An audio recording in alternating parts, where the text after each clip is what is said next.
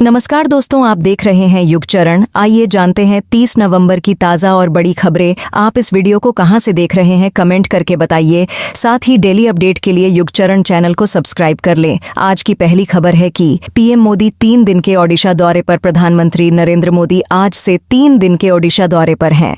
भुवनेश्वर में उन्होंने कार्यकर्ताओं को संबोधित किया और हालिया विधानसभा चुनावों और उपचुनाव में भाजपा की जीत का श्रेय उन्हें दिया। पीएम ने कहा कि पहले भाजपा ने ओडिशा में जीत दर्ज की, फिर हरियाणा और फिर महाराष्ट्र में। ये भाजपा की विशेषता है और भाजपा कार्यकर्ताओं का सामर्थ्य है। यह पहला मौका है जब कोई पीएम राज्य में 3 दिन तक रुकेगा।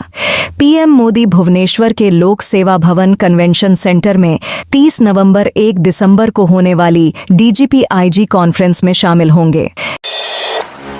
जीडीपी पर जोरदार ब्रेक। विनिर्माण और खनन क्षेत्रों के खराब प्रदर्शन के कारण चालू वित्त वर्ष की जुलाई सितंबर तिमाही में भारत की आर्थिक वृद्धि धीमी होकर लगभग 2 साल के निचले स्तर 5.4% पर आ गई। लेकिन देश सबसे तेजी से बढ़ती बड़ी अर्थव्यवस्था बना हुआ है। ये डेटा शुक्रवार को सांख्यिकी और कार्यक्रम कार्यान्वयन मंत्रालय के आधिकारिक आंकड़ों से पता चला। बता दें कि वित्त वर्ष 2023 से 24 की जुलाई सितंबर तिमाही में सकल घरेलू उत्पाद में 8.1% की वृद्धि हुई थी। भारत बोला, बांग्लादेश सरकार हिंदुओं की सुरक्षा की जिम्मेदारी ले। बांग्लादेश में इस्कॉन धर्मगुरु चिन्मय कृष्णदास प्रभु की गिरफ्तारी और हिंदुओं के हालात पर भारतीय विदेश मंत्रालय ने शुक्रवार को बयान दिया है। विदेश मंत्रालय के प्रवक्ता रणधीर जायसवाल ने कहा कि भारत ने बांग्लादेश में हिंदुओं और बाकी अल्पसंख्यकों के साथ हो रहे व्यवहार को लेकर अपना विरोध जताया है। जायसवाल ने कहा कि हमने इस बात पर जोर दिया है कि बांग्लादेश सरकार को हिंदुओं और दूसरे अल्पसंख्यकों की सुरक्षा की जिम्मेदारी लेनी चाहिए। अंतरिम सरकार यह कहकर जिम्मेदारी से नहीं भाग सकती है कि इस मामले को मीडिया बढ़ा चढ़ाकर पेश कर ही है। पुतिन बोले, ट्रंप अभी भी सुरक्षित नहीं। रूसी राष्ट्रपति व्लादिमीर पुतिन ने गुरुवार को अमेरिका के नवनिर्वाचित राष्ट्रपति डोनाल्ड ट्रंप की सुरक्षा को लेकर चिंता जताई। सीएनएन के मुताबिक पुतिन ने कहा कि राष्ट्रपति चुनाव जीतकर ट्रंप ने एक बड़ी परीक्षा पास कर ली है, लेकिन अभी भी वे सुरक्षित नहीं हैं। पुतिन ने कहा, ट्रंप को रोकने के लिए कई गलत तरीके इस्तेमाल हुए। 2 बार जानलेवा हमला भी हुआ। अभी भी उन्हें सतर्क रहना होगा। अमेरिकी इतिहास में ऐसी चीजें पहले भी हो चुकी हैं। कई बड़े नेताओं की हत्या हुई। उम्मीद है कि ट्रंप इसे समझते होंगे। खड़ी डीडीएच बोले, कांग्रेस में ऊपर से नीचे तक बदलाव की जरूरत। महाराष्ट्र विधानसभा चुनाव में करारी हार को लेकर शुक्रवार को कांग्रेस वर्किंग कमेटी की दिल्ली में मीटिंग हुई। कांग्रेस अध्यक्ष मल्लिकार्जुन खड़गे ने कहा, चुनाव परिणामों से निराश नहीं होना चाहिए। पार्टी को मजबूत करने के लिए ऊपर से लेकर नीचे तक बदलाव की जरूरत है। उन्होंने कहा, हमें चुनावी रणनीति में भी सुधार करना होगा। माहौल पक्ष में मतलब जीत की गारंटी नहीं होता है। कांग्रेस अध्यक्ष ने बैठक में एक बार फिर ईवीएम पर सवाल उठाया। उन्होंने कहा, ईवीएम ने चुनाव प्रक्रिया को संदिग्ध बना दिया है। चुनाव आयोग को स्वतंत्र और निष्पक्ष चुनाव सुनिश्चित करना चाहिए।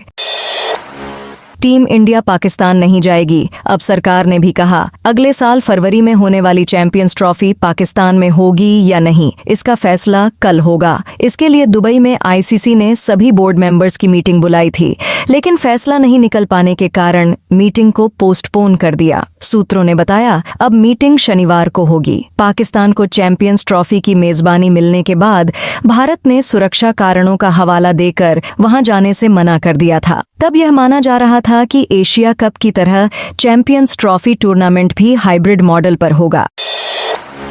बीसीसीआई ने टीम इंडिया की नई वनडे जर्सी लॉन्च की ने शुक्रवार को टीम इंडिया की नई वनडे जर्सी लॉन्च की। इस दौरान बीसीसीआई सचिव जय शाह और भारतीय महिला क्रिकेट टीम की कप्तान हरमनप्रीत कौर भी मौजूद थीं। यह जर्सी मशहूर जर्मन स्पोर्ट्सवियर कंपनी एडिडास ने बनाई है। टीम इंडिया की पिछली जर्सी पूरी तरह नीली थी और कंधे पर एडिडास की 3 पट्टियां थीं। इस बार शोल्डर पर एडिडास की 3 पट्टियों को तिरंगे का शेड दिया गया है। इस जर्सी का नीला रंग पिछली जर्सी की तुलना में थोड़ा हल्का है, लेकिन साइड्स में इसे गहरा रंग दिया गया है।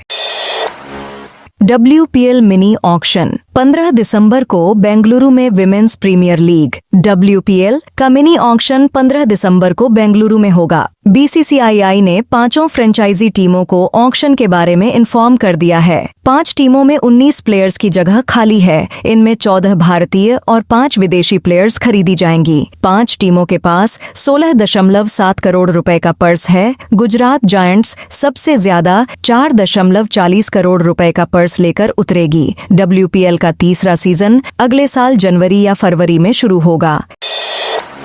शिवसेना ने सीएम के बदले गृह और वित्त मंत्रालय मांगा। महाराष्ट्र में नई सरकार बनाने को लेकर पेच फंस गया है। सूत्रों के मुताबिक शिवसेना मुख्यमंत्री पद के बदले गृह और वित्त मंत्रालय मांग रही है। इसलिए मुंबई में शुक्रवार को होने वाली महायुति की अहम बैठक टाल दी गई। सूत्रों के मुताबिक कार्यवाहक मुख्यमंत्री एकनाथ शिंदे अचानक सातारा चले गए हैं। अब महायुति की बैठक 1 दिसंबर रविवार को होने के आसार हैं।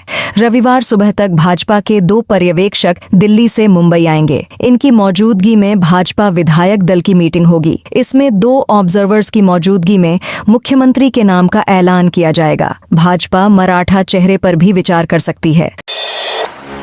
सोने और चांदी के दाम में आज तेजी। सोने के भाव में आज यानी 29 नवंबर को तेजी है। India Boolean and jewellers association के अनुसार 10 ग्राम 24 कैरेट गोल्ड का भाव 451 रुपए बढ़कर 6,07,38 रुपए पर पहुंच गया है। इससे पहले सोने की कीमत 6,02,87 रुपए प्रति 10 ग्राम थी। वहीं चांदी के दाम में भी आज तेजी है। ये 1,346 रुपए बढ़कर 1,446 रुपए पर पहुंच गया है।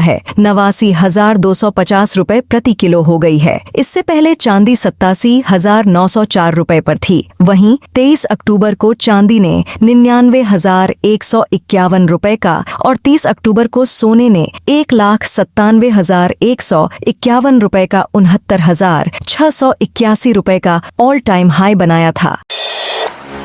ठंड ने तोड़ा पिछले 37 साल का रिकॉर्ड। उत्तर पश्चिम दिशा से आ रही शुष्क हवाओं के कारण सरगुजा संभाग में पिछले 12 दिनों से कड़ाके की ठंड पड़ रही है। मौसम वैज्ञानिक के अनुसार गुरुवार की रात का अंबिकापुर का न्यूनतम तापमान 7.2 डिग्री था, जो इस सीजन का अब तक की सबसे ठंडी रात थी। इससे पिछले 37 वर्षों का रिकॉर्ड टूटा है। वर्ष 1988 में नवंबर में अंबिकापुर का न्यूनतम तापमान 6.9 डिग्री दर्ज हुआ था।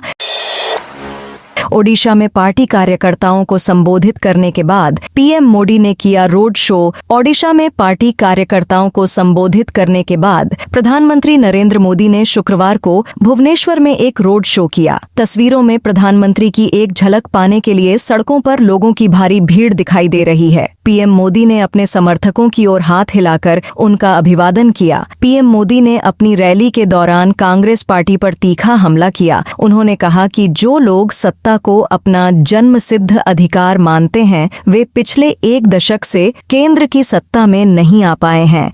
तो दोस्तों, ये थी आज की बड़ी खबरें। आपने अभी तक युग चरण को सब्सक्राइब नहीं किया तो कर ले।